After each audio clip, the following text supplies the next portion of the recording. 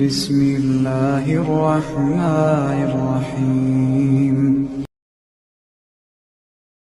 بسم الله الرحمن الرحيم الحمد لله رب العالمين الصلاة والسلام على أشرف رسل الله وعلى آله وصحبه أجمعين أما بعد الصلاة والسلام عليك يا سيدي يا رسول الله خذ بيدي قلت حيلتي أدركني.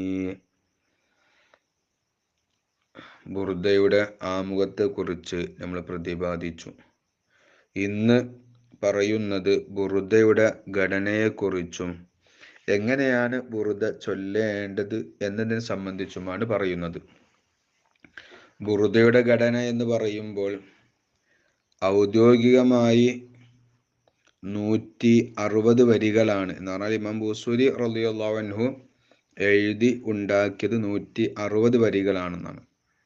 അഥവാ അമിൻ തദക്കുരി ജീറാനിൻ ബിദി സലമി മസജ്തദം അൻജറ മിൻ മുഖലത്തിൻ ബിദമി. ഇതാണല്ലോ ഒന്നാമത്തെ വരി. അപ്പൊ പിന്നെ തീരുന്നത് എവിടെയാണ്? അത് മറന്നഹത് അദബാതിൽ ബാനി റീഹു സബ വഅത്റബൽ ഐസഹദിൽ ഐസി ബിൻ നഗമി. ഇവിടെയാണ് ആ വരിയുടെ സമാപനം. പിന്നെ ചില അഭിപ്രായ പ്രകാരം 162 വരിയാണ് എന്നും കാണാം. അപ്പൊ പിന്നെ അതിലേക്ക് പിന്നെ വൽ ആലി വസ്സുഹ്ബി സുമ്മ താബിഈന ലഹും അതും അതുപോലെ തന്നെ സുമ്മദ്ദില അൻ അബി ബക്കറിൻ വ അൻ ഉമരി അങ്ങനെയുള്ള വരികൾ ചേർത്ത് കൊടുത്തിട്ട് 162 വരിയാണ് എന്നും കാണാം. ഏതായാലും ഔദ്യോഗികമായിട്ട് 160 വരികളാണ് പറയുന്നത്. പിന്നീട് അതിന് ശേഷമുള്ളതൊക്കെ എന്താണ്, മറ്റു മഹാന്മാര് എഴുതി ചേർത്തതാണ്. അത് ചേർക്കേണ്ടത് തന്നെയാണ് അതിനോട് പിന്നെ അനുബന്ധമായി വരുന്ന വരികൾ. അപ്പം നമ്മളിപ്പോൾ ഹദ്ദാദൊക്കെ ചൊല്ലുമ്പോൾ ചില ദിക്റുകളൊക്കെ ചില അവസാന ചില ഭാഗങ്ങളൊക്കെ അതിൽ ചേർത്ത് കൊടുത്തതായിട്ട് കാണാം.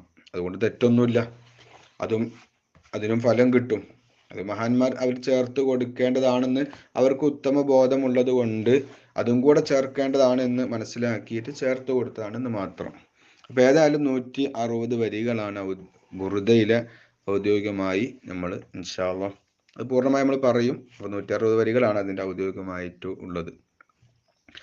ഈ 160 വരികൾ 10 പാർട്ടായിട്ട് അഥവാ 10 ഫസ്ലുകളായിട്ടാണ് പിന്നെ അവതരിപ്പിക്കുന്നത്. നമ്മളൊക്കെ ഇപ്പോൾ ബുർദ ചൊല്ലുന്നത് പിന്നെ ഓരോ ഫസ്ല് അങ്ങനെ ചൊല്ലുന്ന ഒരു ഘടനയാണ്. പിന്നെ 7 ദിവസം കൊണ്ട് ചൊല്ലി തീർക്കുന്ന രൂപവും ഉണ്ട്.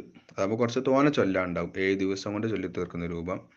പിന്നെ വ്യാപകമായി കാണുന്നത് പിന്നെ ഓരോ ദിവസം ഓരോ ഫസ്ല് അഥവാ ഓരോ വിഷയം, ഓരോ ഫസ്റ്റിൽ ഓരോ പാർട്ട് എന്ന് പറഞ്ഞാൽ ഓരോ ദിവസം ഓരോ വിഷയം, ബുർദയുടെ ഓരോ വിഷയവുമായി ബന്ധപ്പെട്ട് അങ്ങനെ ചൊല്ലി തീർക്കുന്ന രൂപമുണ്ട്. ഇപ്പം നമ്മളെ പല ബുർദ മജ്ലിസിലും അങ്ങനെയാണ് ചൊല്ലി തീർക്കുന്നത്. ഓരോ ദിവസം ഓരോ ഫസ്ല്. മറ്റൊരു മജ്ലിസിൽ 7 ദിവസം കൊണ്ട് ചൊല്ലി തീർക്കുന്നതുമുണ്ട്. അപ്പോൾ പിന്നെ ഓരോ ദിവസം മുഴുവനും ചൊല്ലി തീർക്കുന്നവരുമുണ്ട്. അപ്പോൾ ഏതായാലും ഈ നമ്മൾ ഓരോ പാർട്ട് അങ്ങനെ 10 പാർട്ട്, അത് 10 വിഷയങ്ങൾ ഉൾക്കൊള്ളിച്ചുകൊണ്ടാണ് ബുർദയുടെ ഘടനയുള്ളത്. ഒന്നാമത്തെ പാർട്ട് ഏകദേശം 1 മുതൽ 12 വരെയുള്ള വരികൾ, ആദ്യത്തെ ആ 12 വരികൾ അത് ഇമാം ബൂസൂരി റളിയല്ലാഹു അൻഹു അവതരിപ്പിക്കുന്നത് ഒരാളെ സ്നേഹിക്കുമ്പോൾ ആ സ്നേഹത്തിലൂടെ ഉണ്ടാകുന്ന പിന്നെ ഒരുപാട് കാര്യങ്ങളുണ്ട്, വിഷമങ്ങളും പിന്നെ പ്രയാസങ്ങളും. ആ ഒരു കാമുകൻ കാമുകിയെ ഓർത്തുകൊണ്ടുള്ള രംഗങ്ങൾ, ആ ഒരു സ്നേഹത്തിൻ്റെ അങ്ങേയറ്റമുള്ള ആ ഒരു ബന്ധത്തെക്കുറിച്ചാണ് ആദ്യ ഭാഗം ഇമാം ബൂസൂരി റളിയല്ലാഹു അൻഹു അവതരിപ്പിക്കുന്നത്. അഥവാ ഒരു കാമുകന്റെ ആത്മനൊമ്പരങ്ങൾ. ഇതാണ് ഒന്നാമത്തെ നമ്മൾ ഫസ്ല് 1 മുതൽ 12 വരെയുള്ള വരികൾ. രണ്ടാമത്തെ ഭാഗം എന്ന് പറഞ്ഞാൽ 13 മുതൽ 28 വരെയുള്ള വരികളിൽ ഇമാം ബൂസൂരി റളിയല്ലാഹു അൻഹു നമ്മുടെ ശരീരത്തെ അങ്ങ് നന്നാക്കുകയാണ്. ഒരാളുടെ അല്ലെ സ്നേഹം ഉണ്ടാകുമ്പോൾ പിന്നീട് അവിടെ ഉണ്ടാകേണ്ട എന്താണ്? നിഷ്കളങ്കമായ മനസ്സാകണം. അവിടെ പിന്നെ ചതിയും വഞ്ചനയും ഒന്നും ഉണ്ടാകാൻ പാടില്ല. അപ്പം മുത്തുനബി സല്ലല്ലാഹു അലൈഹി വസല്ലമ തങ്ങളുടെ സ്നേഹം അത് പൂർണ്ണമാകണമെങ്കിൽ ഒന്ന് കുളിക്കണം. നമ്മൾ ചുരുക്കി പറഞ്ഞാൽ ഒന്ന് കുളിക്കണം എന്ന് പറഞ്ഞാൽ നമ്മുടെ ശരീരം ഒന്ന് കഴുകി വൃത്തിയാക്കണം.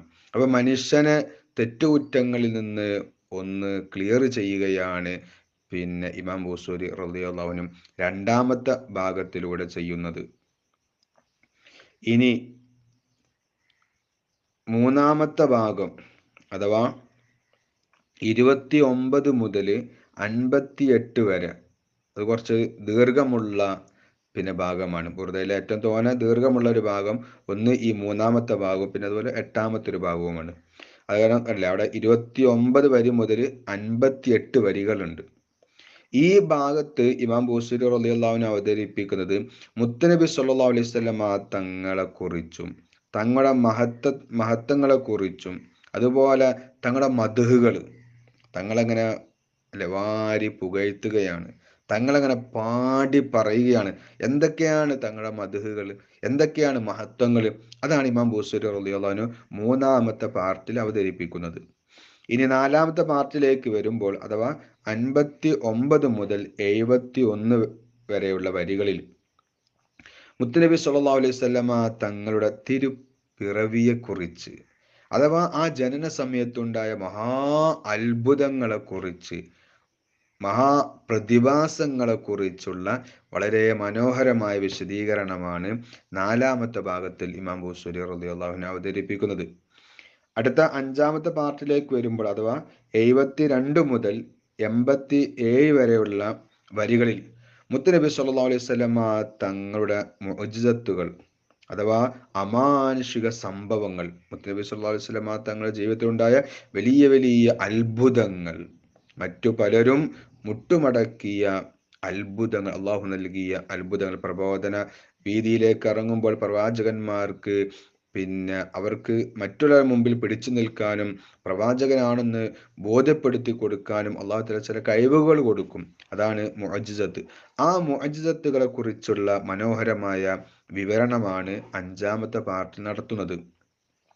6 മുതൽ അഥവാ 88 വരി മുതൽ 104 വരെയുള്ള വരികളിൽ മുത്തുനബി സല്ലല്ലാഹു അലൈഹി വസല്ലമ തങ്ങൾക്ക് അള്ളാഹു കൊടുത്ത ഒരുപാട് മുഅ്ജിസത്തുകളിൽ ഏറ്റവും വലിയ മുഅ്ജിസത്ത് ഇന്ന് കാലം ചർച്ച ചെയ്തുകൊണ്ടിരിക്കുന്ന വിശുദ്ധ ഖുർആൻ. ആ ഖുർആനിന്റെ മഹത്വത്തെ കുറിച്ചാണ് ഇമാം ബൂസൂരി റളിയല്ലാഹു അൻഹു മനോഹരമായി വിവരിക്കുന്നത്.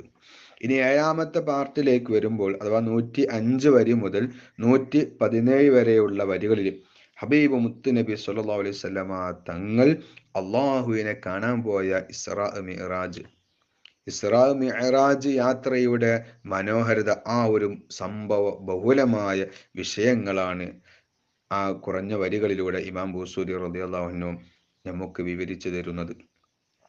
8ാമത്തെ പാർട്ടിലേക്ക് വരുമ്പോൾ അഥവാ 118 മുതൽ 139 വരെയുള്ള വരികളിൽ അവിടെ സ്വഹാബത്തിന്റെ ധർമ്മ പോരാട്ടത്തെക്കുറിച്ച്, ഇസ്ലാമിന്റെ നിലനിൽപ്പിന് വേണ്ടി പോർക്കളത്തിലേക്ക് ഇറങ്ങിയ സ്വഹാബത്തിന്റെ പോരാട്ട വീര്യത്തെക്കുറിച്ചും ശത്രുക്കളുടെ പരാജയത്തെക്കുറിച്ചും വളരെ മനോഹരമായി ഉദാഹരണ സഹിതം ഇമാം ബൂസൂരി റളിയല്ലാഹു അൻഹു അവിടെ വിവരിക്കുന്നുണ്ട്.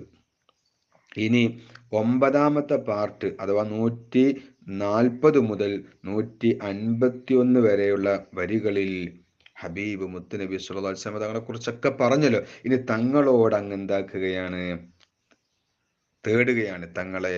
ഇനി തങ്ങളെ അങ്ങോട്ട് വിളിച്ച് തങ്ങളെ മുമ്പിലെത്തി, തങ്ങളെ മദീന മുനവ്വറയിലെത്തി. ഒരാളുടെ മുമ്പിലെത്തിയാൽ നമ്മൾ എങ്ങനെയാണോ ചോദിക്കാറുള്ളത്, ആ ചോദിക്കുന്ന ശൈലിയിൽ തങ്ങളോട് ചോദിക്കുന്ന ശൈലിയാണ് ഇമാം ബൂസൂരി റളിയല്ലാഹു അൻഹു അവതരിപ്പിക്കുന്നത്. അവസാനത്തെ പാർട്ട് 10ാമത്തെ പാർട്ട് അഥവാ 152 മുതൽ 160 വരെയുള്ള വരികളിൽ പ്രാർത്ഥനയാണ്. കാരണം സമാപനമാണല്ലോ അത്. പിന്നെ എല്ലാ വിഷയങ്ങളൊക്കെ അവതരിപ്പിച്ച് കാര്യങ്ങളൊക്കെ പറഞ്ഞ് പിന്നെ അവസാനം അങ്ങ് കൂട്ടമായി ദുആ ചെയ്ത് പിരിയലാണല്ലോ അതിന്റെ ഒരു പതിവ്. അപ്പൊ ഇമാം ബൂസൂരി റളിയല്ലാഹു അൻഹു അവിടെ നിന്ന് എന്താക്കാണ്, ദുആ ചെയ്യുകയാണ്, പ്രാർത്ഥിക്കുകയാണ് റബ്ബിനോട്. അപ്പം ഇങ്ങനെയാണ് ബുറുദയുടെ ഘടനയുള്ളത്. ഇനി എങ്ങനെയാണ് ബുറുദ ചൊല്ലേണ്ടത്?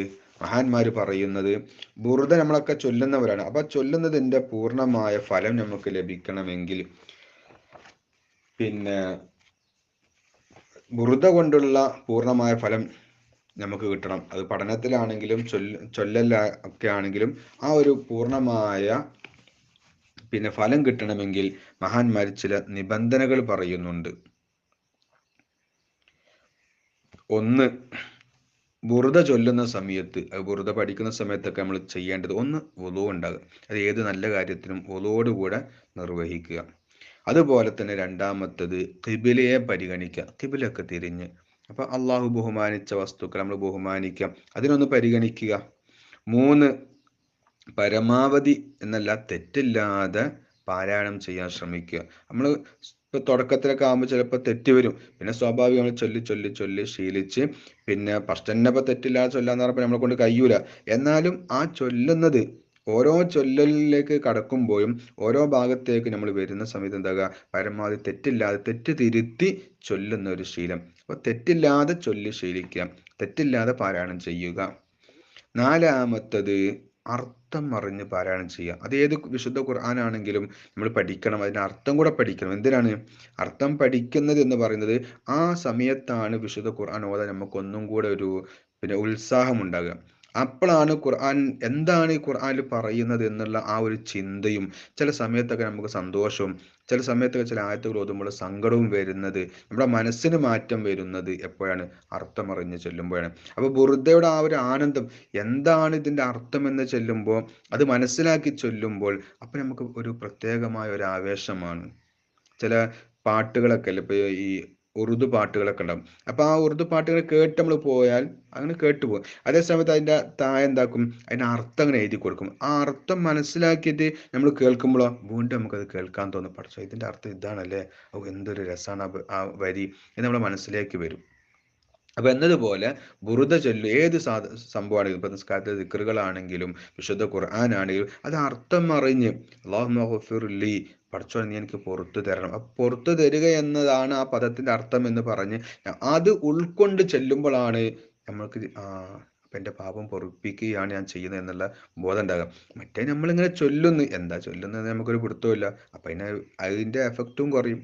അപ്പം ഏത് വിഷയവും അങ്ങനെ തന്നെയാണ്, അതിൻ്റെ അർത്ഥവും മഹത്വവും മനസ്സിലാക്കി ചൊല്ലുമ്പോൾ നമുക്ക് ഫലം കൂടും. അപ്പം അതിനാണ് നമ്മളിത് പഠിക്കുന്നത്, അർത്ഥം അറിഞ്ഞ് പഠിക്കുക. പിന്നെ പദ്യ രൂപത്തിൽ തന്നെ പാരായണം ചെയ്യുക എന്ന് പറഞ്ഞാൽ ഇത് ബൈത്താണ്. ബൈത്ത് എന്ന് പറഞ്ഞാൽ ഇപ്പം നല്ല ഈണത്തിൽ ചൊല്ലണം എന്നല്ല, നമുക്ക് കിട്ടുന്ന ഈണം എന്താണോ. ഇപ്പം ചിലർക്ക് നല്ല ഈണം കിട്ടും, ചിലർക്ക് അത്ര ഈണം കിട്ടൂല.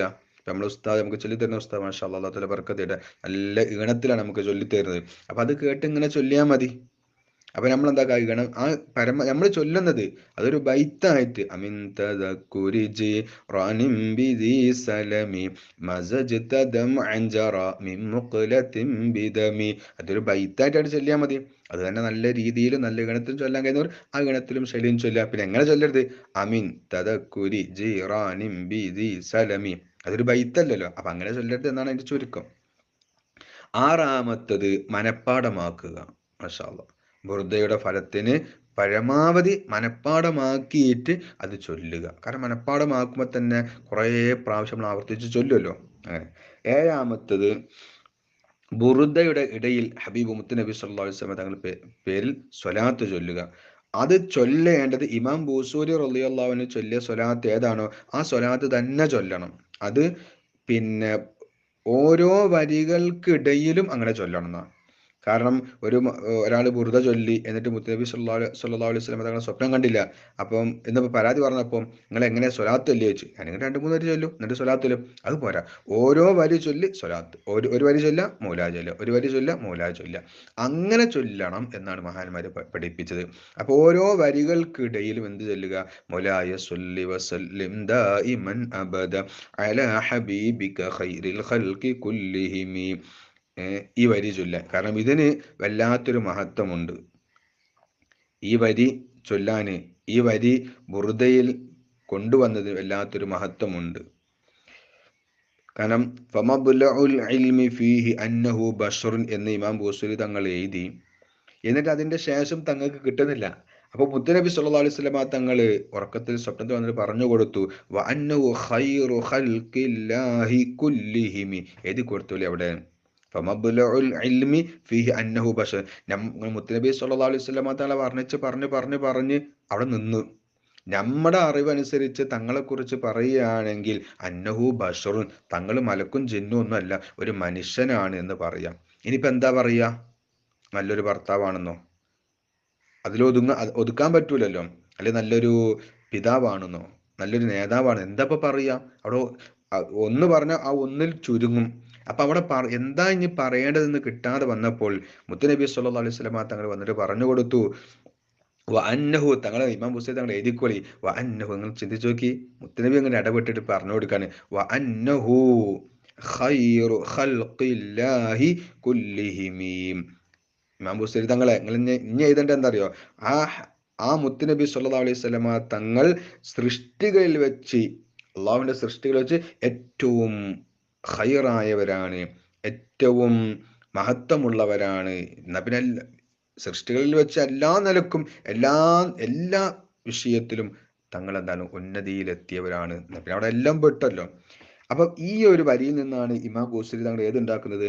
മൗലായ സ്വല്ലി വസല്ലിം ദായിമൻ അബദ അലാ ഹബീബിക ഖൈരിൽ ഖൽഖി കുല്ലിഹിം. മുത്തുനബി സല്ലല്ലാഹു അലൈഹി വസല്ലം തങ്ങൾ സ്വപ്നത്തിൽ വന്ന് പറഞ്ഞു കൊടുത്ത ആ ഒരു ബൈത്ത്, അതിൽ നിന്ന് എടുത്തിട്ടാണ് ഈ മൗലായ ഉണ്ടാക്കിയത്. അപ്പൊ ആ മൗലായ്ക്ക് എന്തുണ്ടാവും? പ്രത്യേകമായ ഒരു മഹത്വം ഉണ്ടാകും. അപ്പോൾ അത് അങ്ങനെ തന്നെ എന്താക്കണം, അത് ഓരോ വരികൾക്കിടയിലും നമ്മളത് ചില ആൾക്കാരൊക്കെ ബുർദ ചൊല്ലുമ്പോൾ പിന്നെ അത് ചൊല്ലും, അതിന് കൂടുതൽ എന്താക്കും, വേറെ എന്തൊക്കെ കൊണ്ട് ചേർത്ത് കൊടുക്കും. അത് ആവശ്യമില്ല. കാരണം ബുർദ ചൊല്ലുമ്പോൾ ആ ബുർദയുമായി ബന്ധപ്പെട്ട ഇമാമിയങ്ങൾ എന്താണോ ചൊല്ലും. ഇപ്പൊ ഈ മങ്കൂസ് മൗലിദ് ഓതുമ്പോഴും ചില ആൾക്കാരൊക്കെ എന്ത് ചെയ്യുന്ന വെച്ചാൽ ഹദീസ് ഓതിയിട്ട് പിന്നെ അതിനൊരു ജവാബ് ഉണ്ടാവും, യാ റബ്ബി ബിൽ മുസ്തഫ, പിന്നെ ഓരോന്നിനും ഓരോ ജവാബ് ഉണ്ടാവുമല്ലോ. അപ്പൊ ചില ആൾക്കാർ അതിന്റെ ഇടയിൽ പിന്നെ ഹസ്ബി റബ്ബി ലാ ഇലാഹ ഇല്ലല്ലാഹ് ഇങ്ങനെ വേറെ കുറെ ചൊല്ലിക്കൊടുക്കും. അപ്പൊ അത് മഹാന്മാര് പറയുന്നത്, എന്നാ പിന്നെ അവിടെ അത് എഴുതി കൊടുക്കേണ്ട ആവശ്യമില്ലല്ലോ. അപ്പൊ അവിടെ എന്താണോ ജവാബ് കൊടുത്തത് ആ ജവാബ് തന്നെ നമ്മൾ എന്താക്കുക, ചൊല്ലിക്കൊടുക്കുക. അതാണ് അതിനോട് നമ്മൾ കാണിക്കുന്ന ഒരു അദബും ബഹുമാനവും എന്ന് പണ്ഡിതന്മാർ പറഞ്ഞതായിട്ട് കാണാം. അപ്പൊ ആ ജവാബ് ഓരോ വരികൾക്ക് എന്താക്കുക, മൗലായ ചൊല്ലുക. പിന്നെ അപ്പം എട്ടാമത്തെ മുത്തുനബി സല്ലല്ലാഹു അലൈഹി വസല്ലമ തങ്ങളുടെ പിന്നെ പേരിൽ എന്താക്കുക, സ്വലാത്ത് ചൊല്ലുക. ഒമ്പതാമത്തത് പിന്നെ ഓരോ ബൈത്തിന്റെയും അവസാനം എന്ത് ചെയ്യുക, ഈ പറഞ്ഞ മൗലായ സ്വല്ലി വസല്ലിം ദായിമൻ അബദ എന്നുള്ള സ്വലാത്ത് തന്നെ എന്താക്കണം, പിന്നെ ചൊല്ലണം.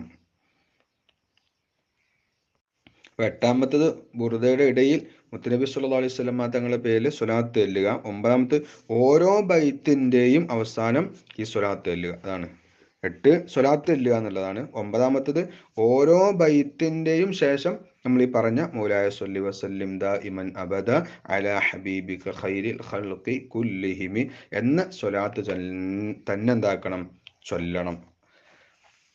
മൗലായ, അതിന്റെ ആശയം, മൗലായ എന്ന് പറഞ്ഞാൽ അള്ളാഹിനെയാണ് വിളിക്കുന്നത്. മൗലായ അള്ളാഹുവെ സ്വല്ലി വസല്ലിം, സ്വലാത്തും സലാമും അള്ളാഹു നീ ചൊല്ലണം, ദായിമൻ അബദ എന്നും എപ്പോഴും, ആർക്ക്, അലാ ഹബീബിക നിന്റെ ഹബീബായ മുത്തുനബി സല്ലല്ലാഹു അലൈഹി വസല്ലമ തങ്ങളുടെ പേരിൽ.